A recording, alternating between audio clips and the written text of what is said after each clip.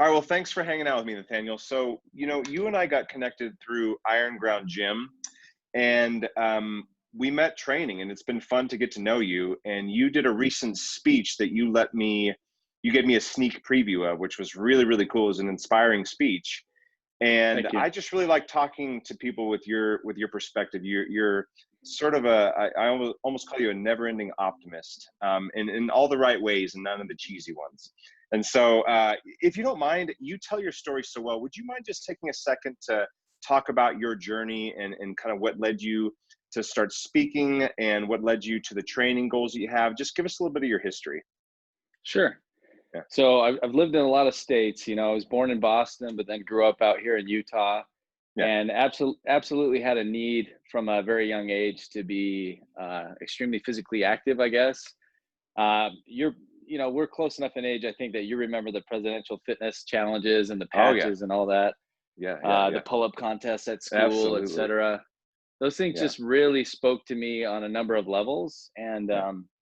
so I started distance running young. Hmm. I had to push myself physically in some way, Hmm. and without knowing anything about weight training or frankly even running at that point, running Hmm. was like the easy outlet. So I got into 5Ks and 10Ks, and then later marathons. Um, in fact, my first marathon was age 14, right? And I'd never run 10 miles before, so that was an experience. Yeah. Yeah. But I'll say so. long story short, like my fitness journey went from distance running to then falling in love with the concept of bodybuilding, but still being, way into high school and then college soccer. And so, despite training really hard, maintaining a real lean, teeny physique, I'd say. Yeah. And then it wasn't until my, adult, married with 4 kids life that I discovered powerlifting, which enabled me to push myself the same way in terms of having a constant goal in mind, and yet perhaps not have to worry about the degree of intensity when it comes to the 24/7 nutritional aspect that I Yeah. had with bodybuilding, right? So powerlifting for me has kind of been the pinnacle that I wish I'd found much sooner, Uh-huh. of how to channel that energy in life in a positive way and still Huh. have a, I think, good work life family balance, right? Yeah. So Yeah. Could I pause you for a second? You said something that's absolutely. really interesting to me that stuck out to me. You're talking about starting training at a very, well, relatively young age. And one of the first things you said was it was an easy outlet. Talk to me about what that meant for you. Why are you talking to me about Yeah. outlets when you were that young? So I mean, this, as I tell people, like, I have no idea what it's like to be another human, right? I've only been me my whole Yeah. life. Sure. Sure. uh I am, I'm a touchy feely guy. I love emotions. I like talking to my wife and others about how they feel, which Yeah. isn't every guy, right? Yeah. But I just had so much passion and so much energy from a young age that it's like, and I was so needy, to get it out, that running just felt right and good. And Mm. and it was much more than an interest, though, right? I mean, it's like I was studying Billy Mills and Prefontaine, and it was like, and then reading books about the physiological processes and then how to make training more effective. I mean, Yeah. this is the type of like 14-year-old I was, so Yeah. Yeah. that's what I mean, Lee.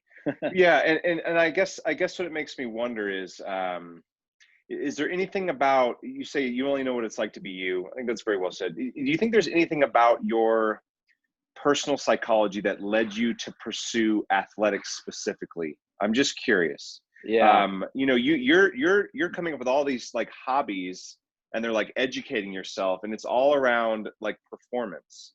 So yeah. is there any connection there for you that you've seen throughout the history, or nothing?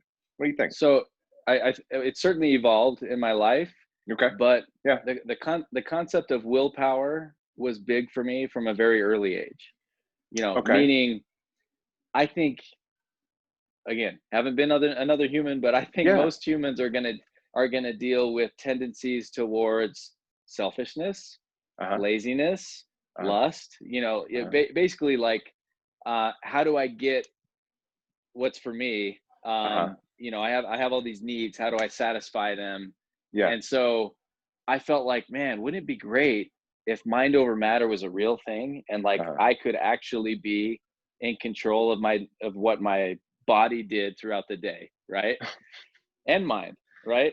And so and I And think these are so. thoughts you had when you're 14. This is a 14-year-old talking, or is this like 25-year-old Nathaniel's figured it? What are we talking about I here, think man? Because these are I mean, deep thoughts. I don't want to freak you out. I don't want to freak you out, but I'm thinking this was pre-14, Lee. No, no.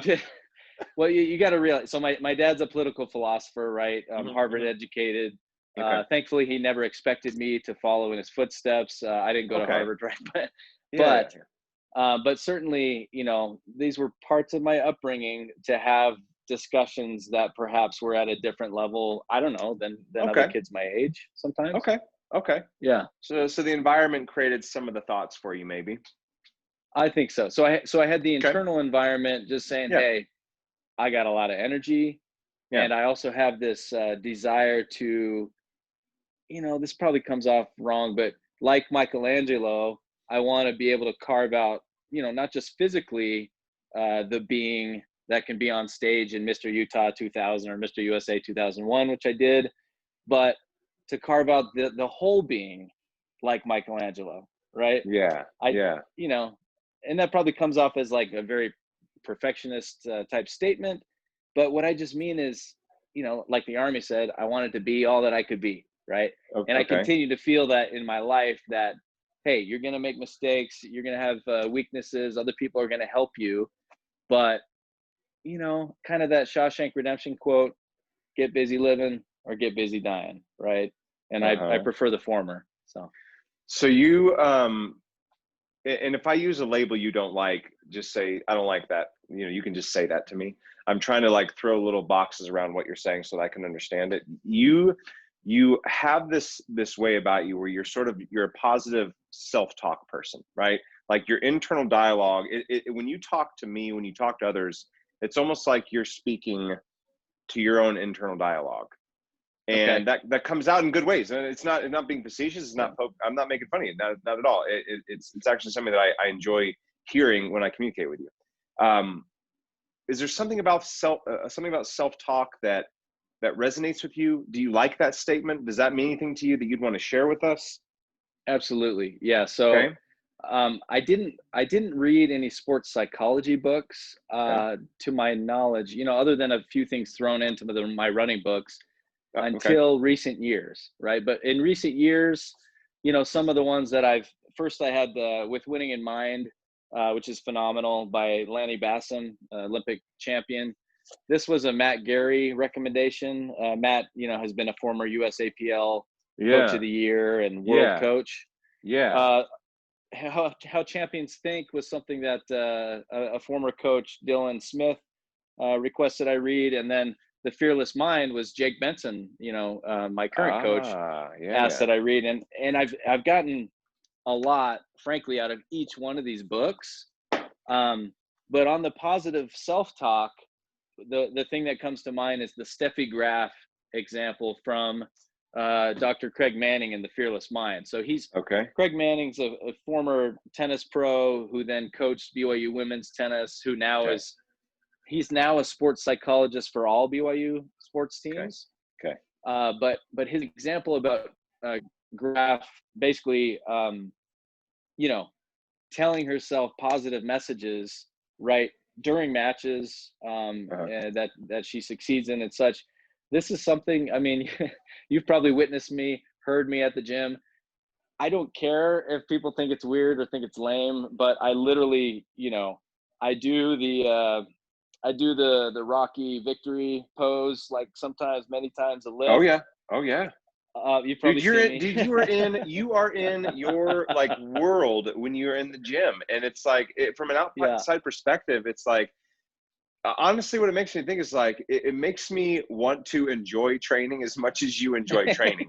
And I'm like, and I enjoy, Yeah. I like to work, I like to train, I like to do all this, and I have my own kind of routine. I like it. But when I watch you, it just makes me feel happy, man. Like I watch you being so happy during your training. I just think it's just fun to be around it, man. Like you're not one of Well, the, I don't know, in the gym, in the gyms that we train in, powerlifting gyms, it's really common to kind of do the, oh, I don't know, the beanie down, the head down, yeah, the bill of the cap down, don't talk to anybody, yeah, just look like you're the meanest guy on the planet. That's a vibe in the heavy weightlifting community. And it's just right. fun to see someone who's like smiling but also outlifting everybody else around them by quite a bit. It's just fun to see. It's really fun to see, man. I That's all I can say appreciate it. about that, really. Yeah, I mean, I do think I have a different vibe than the average powerlifting vibe, and I don't have any issue with that. But it's true that when I see shirts, lift angry or whatever, Yeah, yeah, it yeah, does. yeah. Absolutely. It's true. Lift It's true angry. that it, Yeah. it doesn't. It doesn't speak to me, right? Mhm. Because I'm not angry. I'm focused. Yeah. Um, but I'm so stoked to be doing what I'm doing, Yeah. and so and I love other humans regardless of how different we are in life. And Yeah. so part of the gym is healing for me in a billion ways.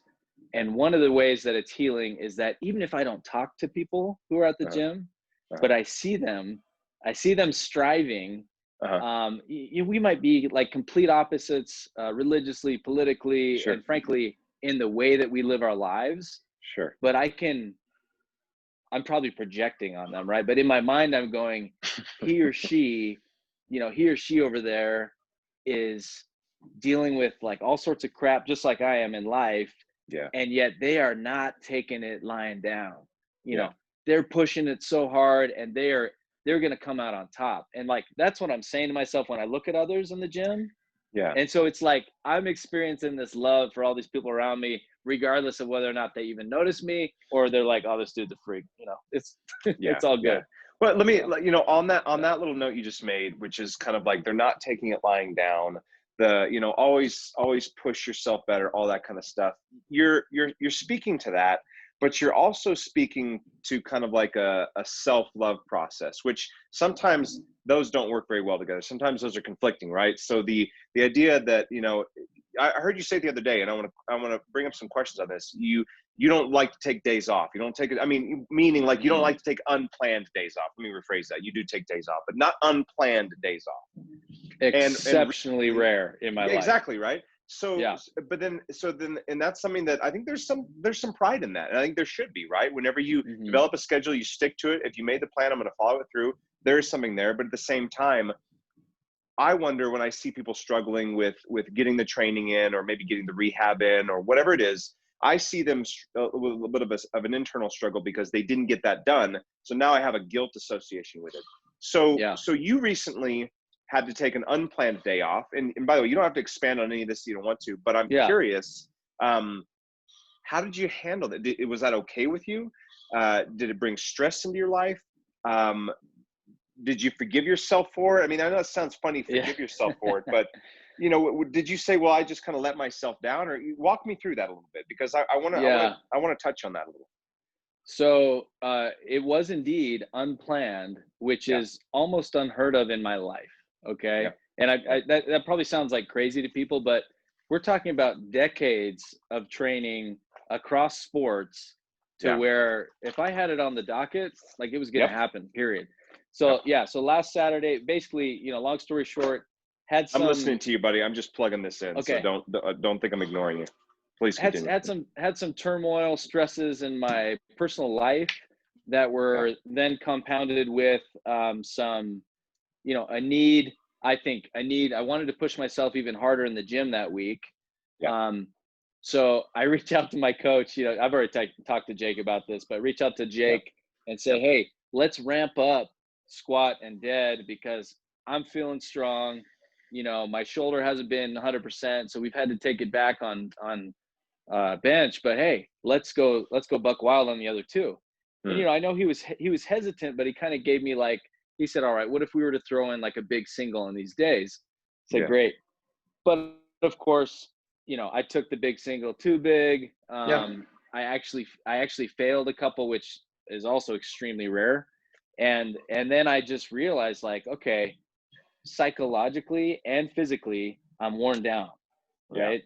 Yeah. Um, and then that coupled with the fact that I had, you know, a unique opportunity to be with my family the entire day on Saturday and to spend some great time together, I felt like it was the right move.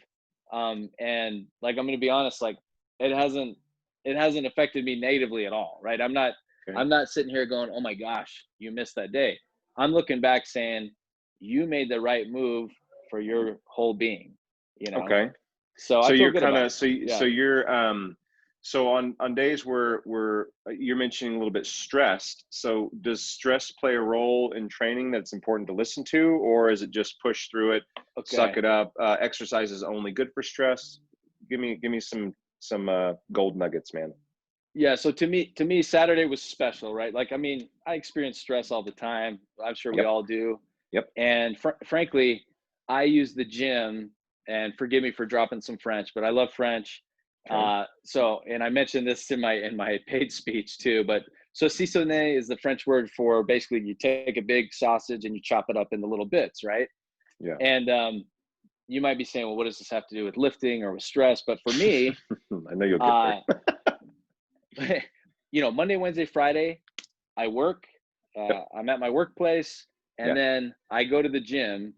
And there's a quote out there that says, "Life's a cinch by the inch and hard by the yard," Yeah. and that is so true to me. I mean, it's like Yeah. my 2 hours in the gym, the degree to which I'm focused and pushing myself Yeah. is kind of like a complete flush and renewal of whatever I experienced before I walked in. So Okay. so I have like I feel renewed 4 times a week, right? Those 3 days and then Saturday mornings, Okay. um, to where two things are happening, right? One is the hormonal endorphin response, which Okay. again, I don't know what it's like to be Lee or anybody else, but for me, Yeah. it's powerful.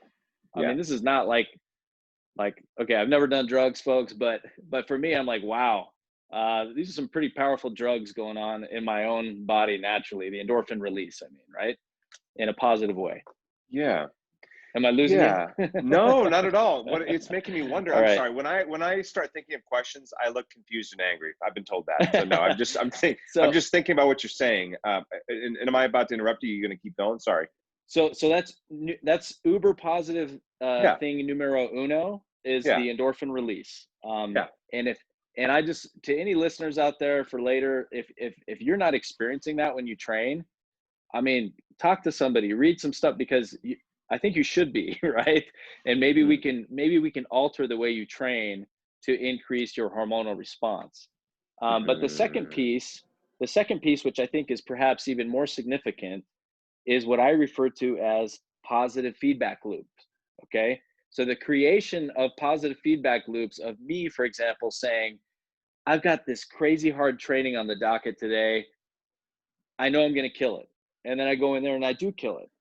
And it happens again and again and again with, again, very few exceptions. Like last week, I did my best, didn't quite pull it off. And I can kind of point to why scientifically now, looking back. But I have generated like this very, very strong confidence in my ability to overcome difficult mm, things uh-huh. because of the way I train. Okay. So, so some of the articles I wrote this year, you know, during the COVID pandemic for Kabuki Strength, like to me, they were about powerlifting, but more importantly, they were about what my father called after reading them, the morality of powerlifting, or in other terms, how do I develop my character and my own integrity via what I do in the gym? Uh-huh. Interesting.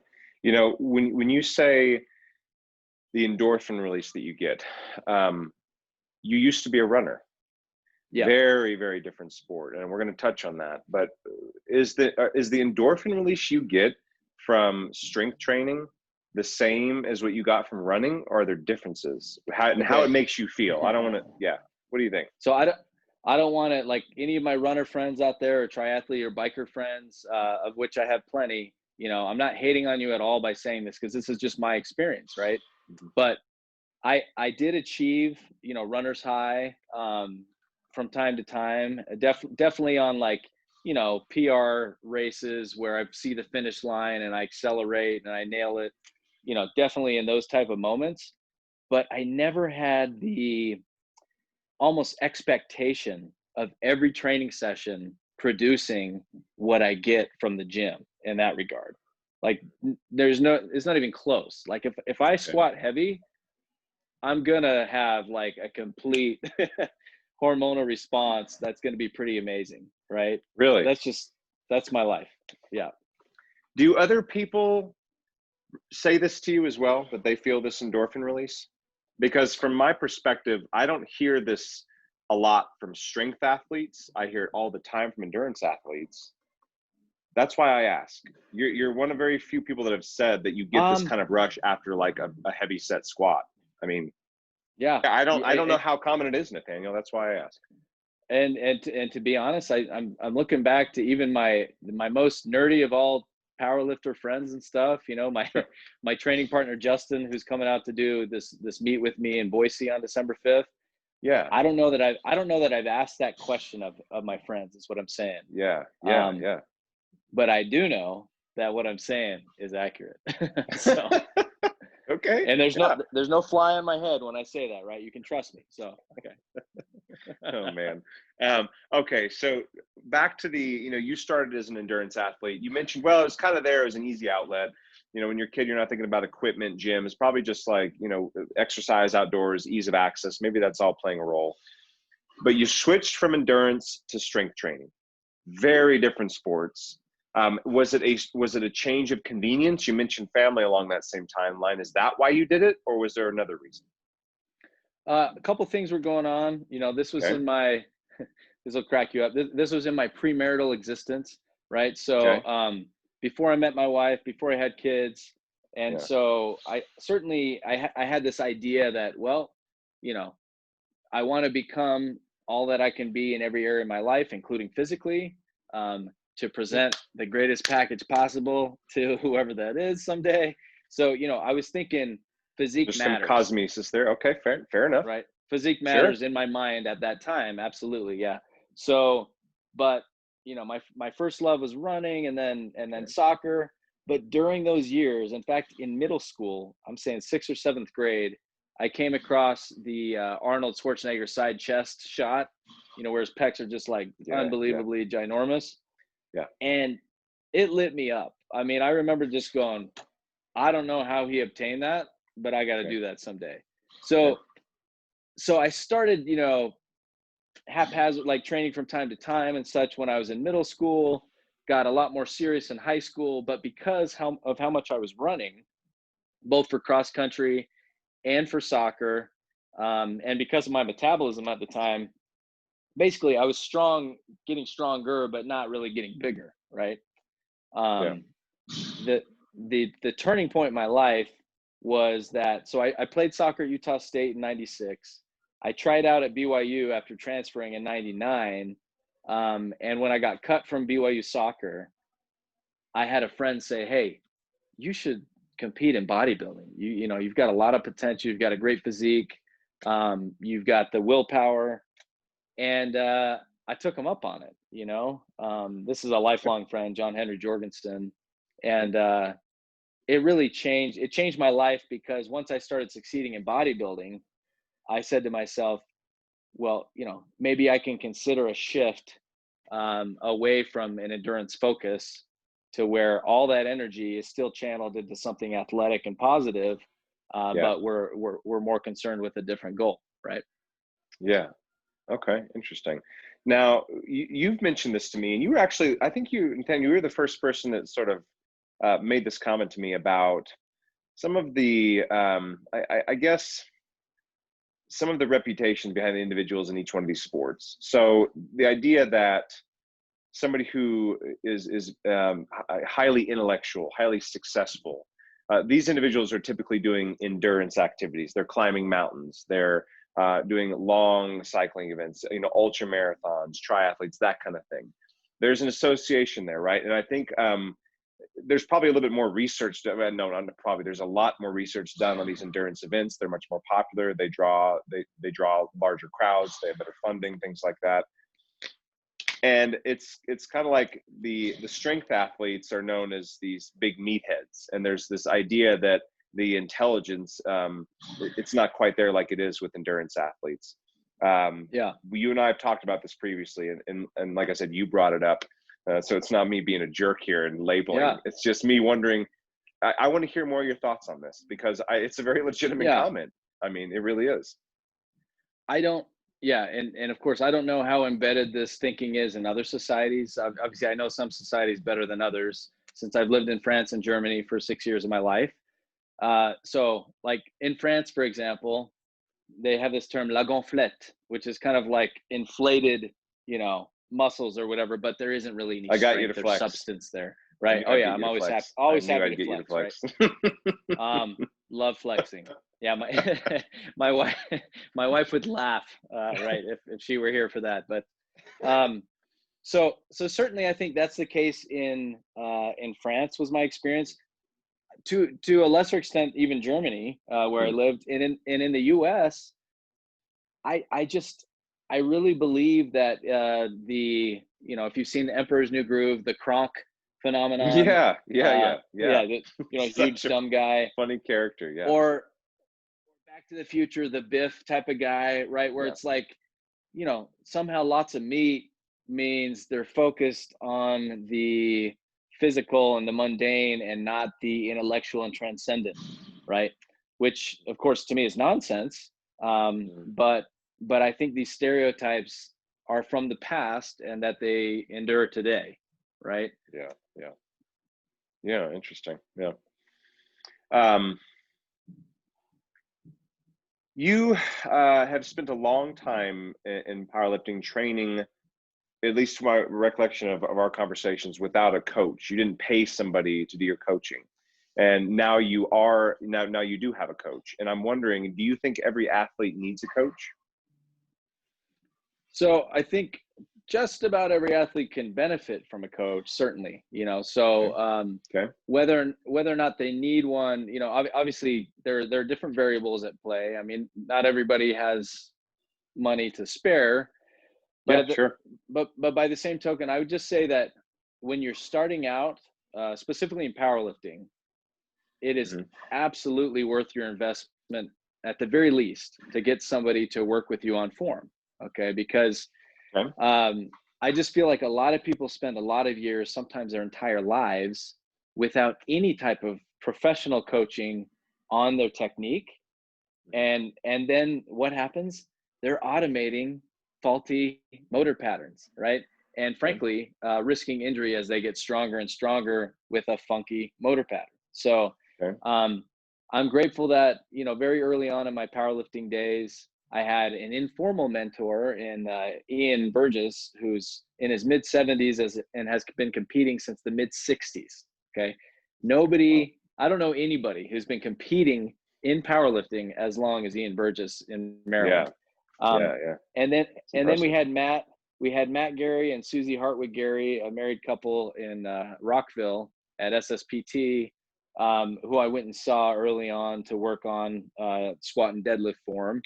Yeah. And, so these were things, minimal investments in the beginning, but that paid dividends in me understanding the books I was reading and the YouTubes I was watching, so that I could have some hands-on discussion about how I was implementing what I was studying and then putting into practice, so. Okay. So I'd say, definitely early on, get the technique assistance. It's worth your money no matter how strapped you are. And then the tricky thing is, the more the closer you are to your beginning, the easier it is to gain, right? So in the beginning, a variety of like any program is going to work in terms of getting you stronger. Yep. Hopefully you won't get injured, but that'll be part of the learning curve too.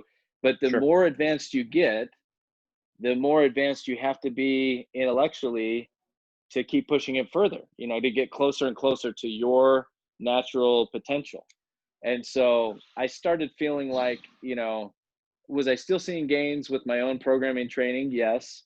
But was I pleased with the pace of that? No, I wasn't satisfied. And then I also, there's something liberating about handing over the decision-making to Yeah. somebody that you trust, and it's very important you trust that person. Yeah. So that they can ensure that you are remaining, as a six-pack Lapidat says on King of the Lips, in the pocket. You're remaining in the pocket a little bit. You're not coming out too strong, and doing the RPE from Mike Tuchscherer. The rate of perceived exertion isn't getting past 9, much. And Jake Benson definitely helps me do that. So. Okay, cool. Yeah. That's really good, man. Tell me about, I'm wondering if there's anything that you recommend for people that are looking for, you've got 3 books within arm's reach that you already showed us. I got more, yeah. Yeah, I believe you. Do you have any, you mentioned those 3, any other books you recommend, any other learning resources for people that are considering, kind of pushing their athletic potential the way you've done, the way you continue to do? Any other thoughts or comments on that for us? So even though I've read many, like I have a huge bodybuilding library, and now I've got a growing powerlifting one after all these years. But the book that stands out to me on the powerlifting front is Scientific Principles of Strength Training, by Mike Israetel, James Hoffman, and Chad Wesley Smith of Juggernaut. Right. So, these are known quantities in the powerlifting world, but the book, it's going to be a little bit dry, right? Scientific principles, but I just found it to be, after all the powerlifting books I've read, it's like I agree with all the material presented, and that's based upon my research and my practice of many years. And most books, like something will speak to me loudly, and then I'll be like, I'm not really on board with other things and such. But this one, I'm like, I'm all in, So I've read it multiple times. I've got it marked up like crazy inside. And it's worth your $50. I guess what I don't understand, and we don't have this problem as much at gyms like Iron Ground or Big Mountain Barbell, where it's specialized, but at commercial gyms, you have so many folks who do no research, no study, and do their own programming, which, sometimes is like, I'll get on the bike for a half hour and I'll do some dumbbells, and you're just kind of sitting there going like, you're the exact same as you were 3 years ago. You're not any healthier, any stronger, and I'm not quite sure where you're going. But again, if they're happy, that's great, right? I'm not trying to hate on anybody. I'm glad that they're training somehow. But I don't understand why you wouldn't spend 1% of all of your training time trying to get smarter. So I'm always just telling people, hey, invest in a book, invest in a coach, talk to some mentors, go out to dinner just to talk powerlifting, whatever. So you mentioned healthier. You said if you're not getting healthier, what are you thinking about when you say healthier? Yeah, so obviously healthy has a large number of components. Obviously, one of them is psychological, like well-being, which you could argue that, that person is still getting a well-being benefit from being on the bike, doing some 10-pound dumbbell curls for 1 billion reps. Sure. But I don't think, sorry, I'm not a hater, I'm a lover. But I just don't think the benefit is as great as it could be if there was some investment in the thinking, right? Like what is our strategy? Where are we trying to get?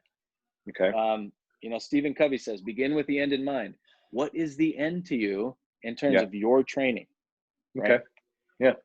I think there's a lot to be said about that. There's a couple of things coming to my mind, is like specificity of training without the end goal in mind. And that doesn't mean that the roadmap has to be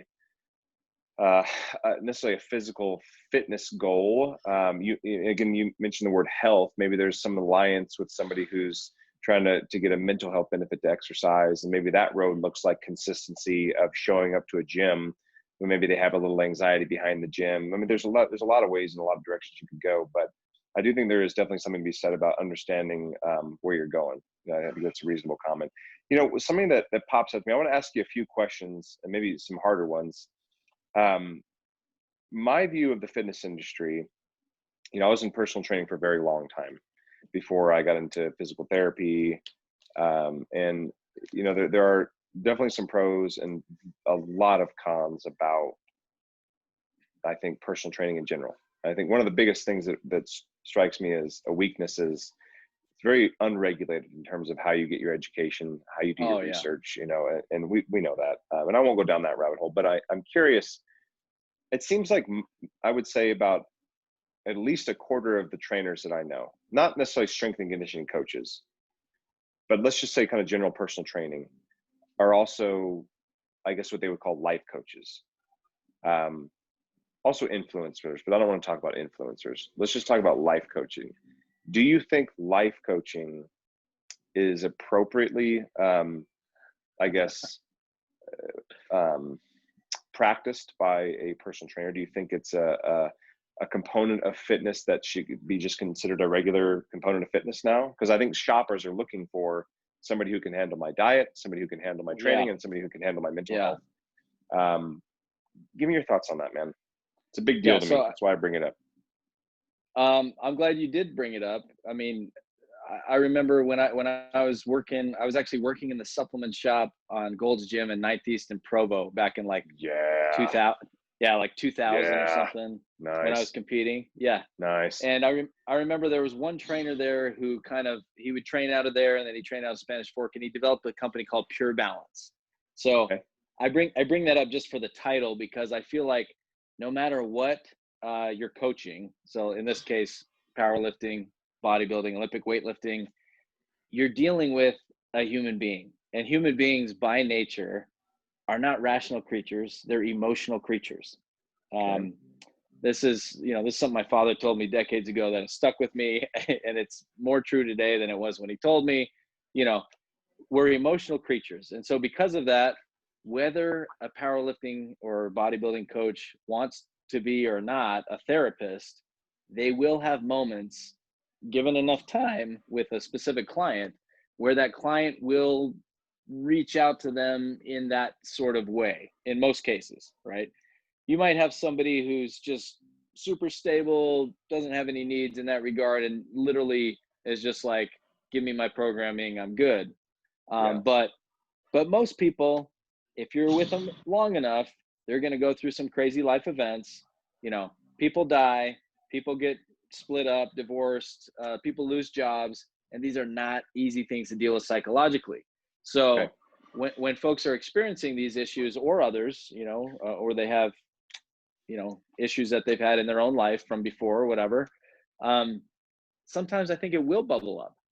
Now, whether it's appropriate or not is another question, and whether or not they should be expecting their coach, who might be an expert in this realm, to be a life coach, I think it's probably not the greatest strategy, right? I mean, I just think people have to understand who is it that you're booking to take on, and what are the parameters of the relationship. I don't know. I wouldn't be advising anybody to look to their personal trainer to kind of guide them in life, right? Okay. So. All right. Next one, is it okay to fail? Absolutely. Yeah. So, and I'm laughing because so Justin Dees, who's at Iron Ground, I was talking to Justin. Him. Okay. Yeah, right. Just kidding. So I was talking to Justin the day after my 605 fail and squat from last week, when I was again, I took a heavier weight than I should have given my condition. Didn't come up with it, was not pleased with myself over it, and I was joking with Justin about, okay, I got to go repent now or whatever. But in reality, failure can be a huge blessing in your life, so long as you learn from it, right? I mean, everybody knows the Batman quote, right? It's not how many times you fall, but you get up again, or whatever. Is that a Batman quote? Well, there's the Rocky one too, right? There's Rocky, there's Batman. I mean, they're all inspirational. I'll trust you to remember that. Okay. Okay, cool. Is there anything, we'll just wrap it up. I don't want to take too much more of your time. Is there anything that you wish I would have asked you that I didn't? Anything that you wanted to talk about that you didn't get a chance to?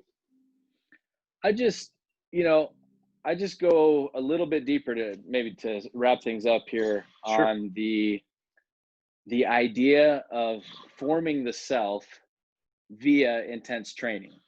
Okay. Um, that's something that means a lot to me, because it's been a part of my entire life, since I was a kid, Yeah. since at least 9 years old. But I just feel like, my goal, and I'm not gonna get all faithy or preachy on folks, because I know we come from all different backgrounds and such. But I am a Okay. person of faith, Okay. and my goal is literally to both become a stronger person overall and a kinder person simultaneously. All right. Okay. um, and I honestly believe that the way that I train enables me to do that.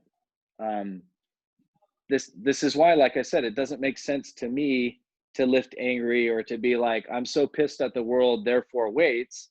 No, I mean, it's true that the weights provide a renewal for me, and an opportunity to get unpissed, or whatever you want to say. But but more significantly, I see the gym as I mentioned in my other speech, as a lab where I can control the variables to a great extent, not perfectly, but to a great extent. And I can say, how hard do I want to push myself, in what directions, and then see the result of me both breaking through barriers I never thought possible, and then also proving that I'm a man of my word all the time, right? Yeah. And so that's kind of how I'd close, is just by saying Cool. that's the way that I train. And I think there's something maybe unique there. I don't know how many other people train that way, but something that not everybody does that could be helpful for others out there. Nice, man. This was a blast. I really appreciate you hanging out with me. Thanks for all your words, man. Thanks, Lee. You're definitely Yeah. somebody that, I thrive off of positive vibes, not just that I Yeah. say to myself, but of people. Yeah. And you're Yeah. definitely one, I see you at the gym, and you don't even have to say anything. I'm like, that bro, he knows what's up, So I always get stoked I when I know see you what's around. up. That's my rep. That's my rep. I know what's up. I like You do. that. Yeah. All right, brother. Thanks again. We'll chat later. Thank you. Take Okay, bye. care.